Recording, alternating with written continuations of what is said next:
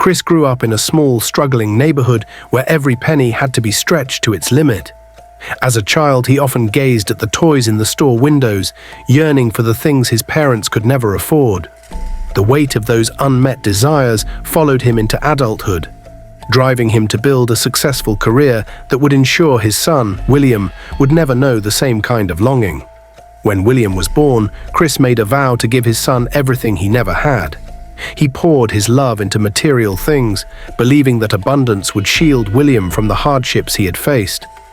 William's nursery was filled with the latest gadgets, his wardrobe bursting with designer clothes, and his playroom stocked with every toy a child could dream of.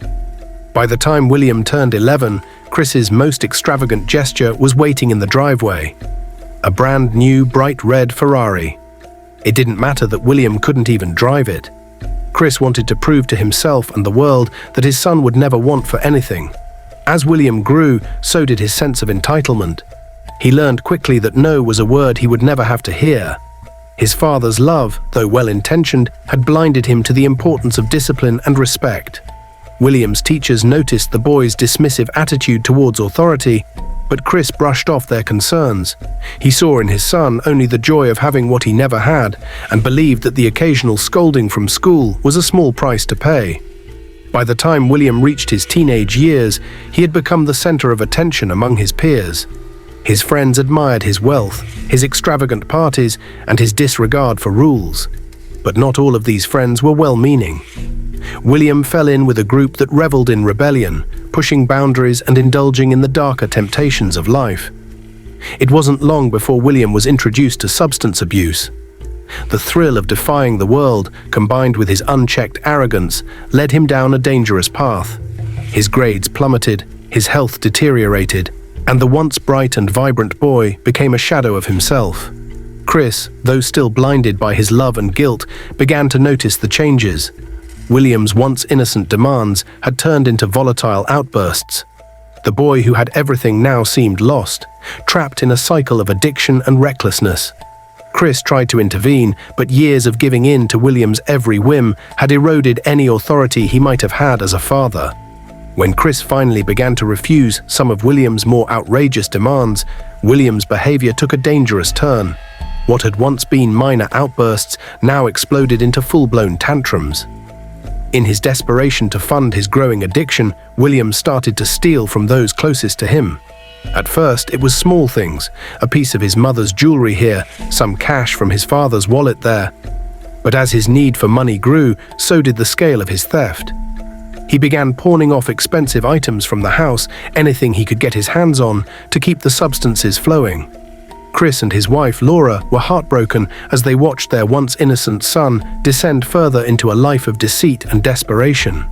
The situation spiraled out of control when William started stealing from local shops. His erratic behavior and growing reputation made him a target for angry store owners, who, fed up with the constant theft, took matters into their own hands. One day, William was caught red-handed trying to pocket an expensive watch from a jewelry store. The shopkeeper, tired of being victimized, called out for help. Within minutes, a mob had formed, dragging William out into the street. Chris and Laura received the call in the middle of the night. Their hearts raced as they drove to the scene, only to find their son beaten and humiliated, surrounded by a furious mob. The sight of William, bruised and bleeding, sent a shock of horror through Chris. Despite everything, he couldn't bear to see his son like this. He stepped forward, pleading with the mob, and offered to pay for the damages. The store owner, seeing the desperation in Chris's eyes, reluctantly agreed.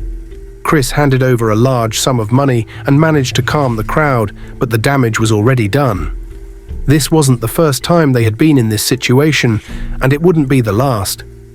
Each time William was caught stealing, Chris and Laura would scramble to pay off the damages and bribe the police to dismiss the case. The shame and guilt weighed heavily on them, but they couldn't bring themselves to let William face the full consequences of his actions. Deep down, Chris knew that by continually bailing William out, he was only enabling his son's downward spiral, but the thought of losing him to the streets or the criminal justice system was too much to bear. William had become uncontrollable, spiraling deeper into the darkness of his addiction. Desperation drove him to do anything that promised a large sum of money, no matter how dangerous or immoral. The boy who had once been the pride of his parents was now a shadow of his former self, willing to cross any line to feed his growing hunger for substances. One day, as William sat in the back of a luxurious bar with a group of friends who shared his reckless lifestyle, one of them, a wealthy acquaintance, began to talk about his recently deceased grandmother. The woman had been buried with a fortune in jewelry, including a $3 million diamond ring and an equally valuable necklace. The friend spoke of it almost in jest, but William's eyes lit up at the mention of the jewelry. His mind, clouded by his addiction, immediately began to concoct a plan. "We could dig her up," William suggested, his voice low but eager. The room fell silent as the others processed what he had just said. Most of them would have never considered something so grotesque, but the lure of easy money was too strong. One by one, they nodded in agreement. The plan was set in motion. That night, under the cover of darkness, William and his 4 accomplices made their way to the cemetery. The air was thick with tension as they approached the gravesite, their hearts pounding with a mix of fear and excitement. They were armed with shovels and flashlights, their faces hidden beneath hoodies and masks. The reality of what they were about to do didn't fully sink in until they stood before the freshly turned earth of the old woman's grave. With no words exchanged, they began to dig. The sound of shovels hitting dirt was the only thing that broke the eerie silence of the cemetery. Each scoop of earth brought them closer to their twisted goal. As they dug, William's thoughts were a chaotic mix of fear and anticipation. He knew this was wrong, terribly, horrifically wrong, but the promise of wealth overpowered any moral hesitation. Finally, they reached the coffin. With trembling hands, they pried it open, the hinges creaking ominously in the still night. The sight that greeted them was one they would never forget. The woman's lifeless body, dressed in her finest clothes, adorned with the very jewelry they had come to steal. William's wealthy friend reached in and, with a sickening determination, slipped the diamond ring off his grandmother's finger and unclasped the necklace from around her neck. There was no ceremony, no pause to reflect on the gravity of what they were doing, just a cold, efficient robbery. After the cold, efficient robbery, William and his friends fled the scene, their nerves frayed but their pockets potentially lined with millions. They wasted no time in selling the stolen items to a shady pawn shop, though they received only a fraction of the jewelry's true worth. Undeterred, they used the money to throw lavish parties, indulge in expensive drugs, and drown themselves in the fleeting highs of their reckless lifestyle. For a few days, it seemed as though they had pulled off the perfect crime. But the sense of invincibility was short-lived. One night, as the effects of the drugs wore off and the reality of what he had done began to set in, William started to feel a strange, unsettling sensation in his body. At first, it was just a mild discomfort, but soon it escalated into something far more terrifying. He felt as if something was crawling under his skin, moving within him. Panic set in, and William began to sweat profusely. He staggered to the bathroom, clutching his stomach. But the sensation only grew worse. His parents, Chris and Laura, were awakened by the sound of William retching.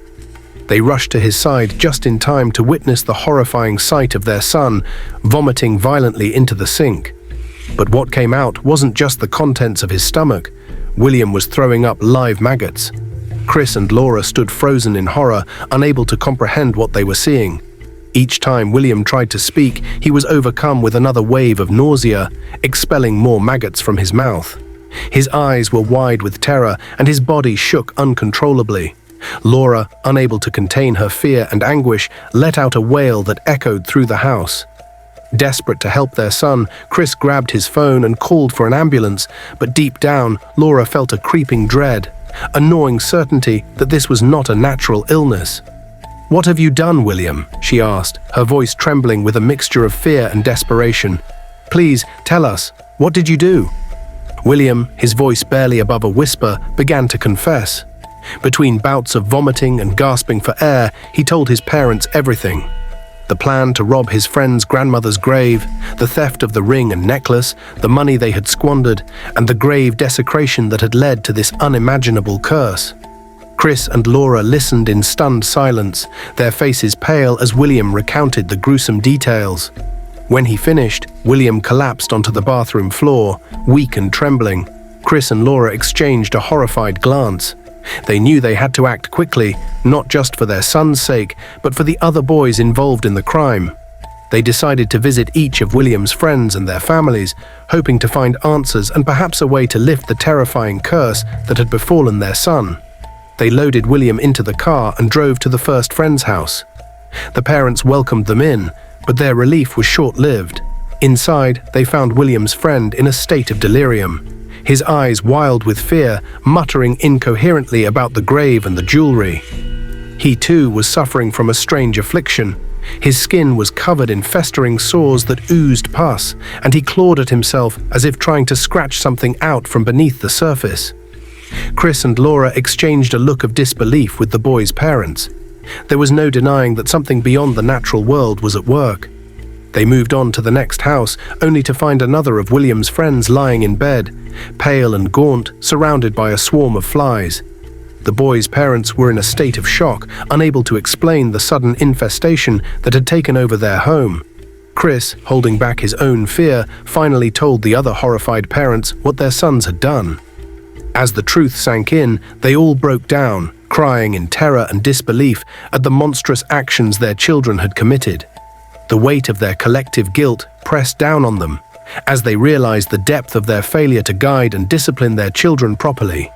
In their desperation, the parents agreed that the only course of action was to take their sons back to the grave and beg for forgiveness from the old woman they had desecrated.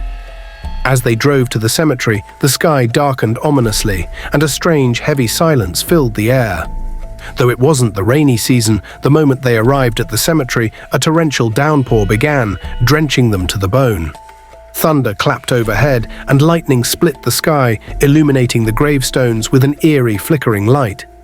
The parents and their children were terrified, but they pressed on, their hearts pounding with fear. As they gathered around the disturbed grave, the ground seemed to tremble beneath their feet. Then, with a flash of lightning and a roar of thunder, the angry ghost of the old woman appeared before them. Her spectral form was both terrifying and majestic, her eyes burning with fury as she looked upon the trembling group. The parents fell to their knees, their hands clasped in desperate prayer, while the boys cowered behind them, too scared to move. "You have all failed as parents," the old woman's voice echoed through the storm, filled with righteous anger.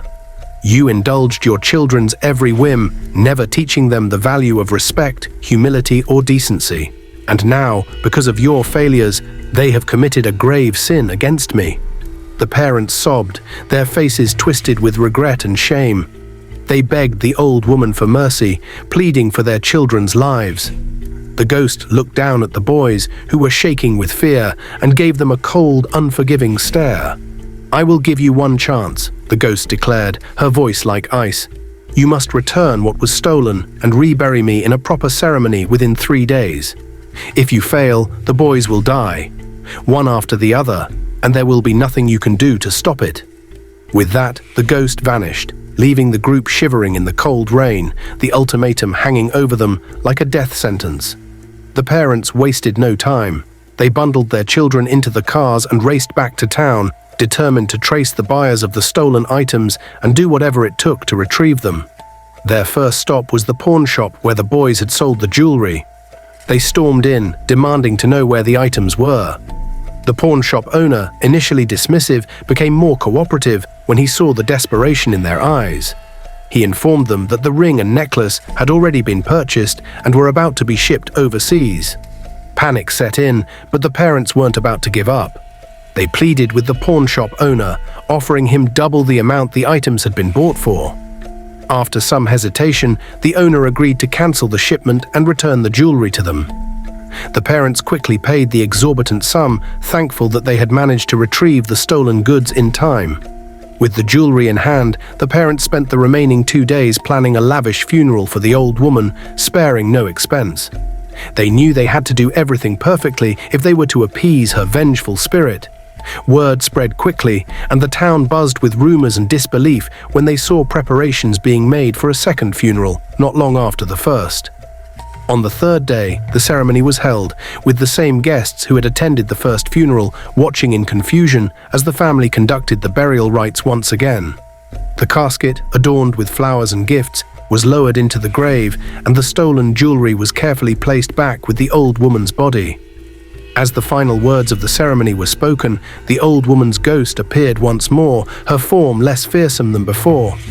The crowd gasped and fled in terror, leaving only the affected families behind. Trembling, they fell to their knees, pleading for forgiveness. The ghost looked down at them, her eyes softening slightly. "I will forgive you," she said, her voice no longer filled with anger. "But you must learn from this. You must teach your children the value of respect, and you must help them become better people." The parents, overwhelmed with relief, promised to do whatever it took. The ghost nodded once, then slowly faded away, leaving the cemetery in a peaceful stillness. True to their word, the parents immediately sought help for their sons, enrolling them in counseling and programs to address their behavior and addiction. The boys, deeply shaken by their ordeal, took the lessons to heart. They understood now that their actions had consequences far beyond what they could have imagined. With the support of their families, they worked hard to turn their lives around, becoming respectful, responsible young men. In the end, the families were stronger for what they had gone through. The town never forgot the strange events surrounding the second funeral, but they respected the families for the steps they took to change their children's lives. And though the memory of that dark night would always linger, the boys had learned a lesson they would carry with them for the rest of their lives.